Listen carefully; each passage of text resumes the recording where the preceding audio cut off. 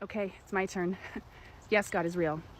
Because he teleported an angel into a gas station bathroom to save my life. When I was 20 years old, I was living in Florida with my boyfriend, now husband, and I was driving home to Missouri for Christmas.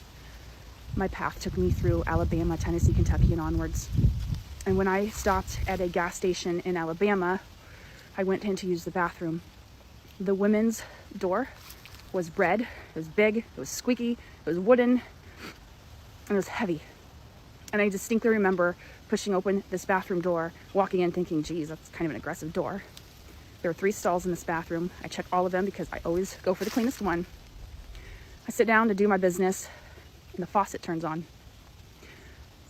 Nobody opened that door. That door did not open. This person appeared in this bathroom.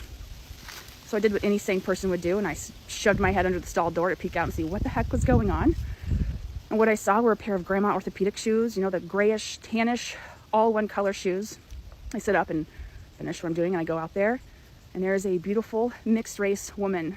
She's a grandma. She has beautiful caramel skin, and she has the brightest, most piercing green eyes I've ever seen in my entire life. And she says to me, "Young lady, where are you going?" I said, "I'm going home to Missouri to see my family for Christmas." And I said, "How about you?" She said, "I'm going to go see my grandbabies. Go see my grandbabies up in Montgomery." We chatted a minute. I said goodbye, because at this point I'm still freaking out. And she says, "Young lady, I need you to hear me. I need you to listen. If you hear anything wrong with your car, you need to pull over immediately. Do you hear me?" I said, "Yeah, okay." She's like, "No, I need you to hear me. If you hear anything go wrong with your car, you need to stop and pull over. Do you understand?" I said, "I understand." I backed out through the door, and I swear to God, I stood there, and that door swung back in, and she was gone. And I stood there for 2 minutes just staring at that door, thinking, what just happened? So I get in my little Ford red ZX2 2-door sport coupe. I get on the road. I do not turn on the radio.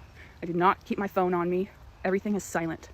I drive for 2 or 3 hours like this, and I'm about to, well, this might be crazy. And then I hear tink, tink, tink.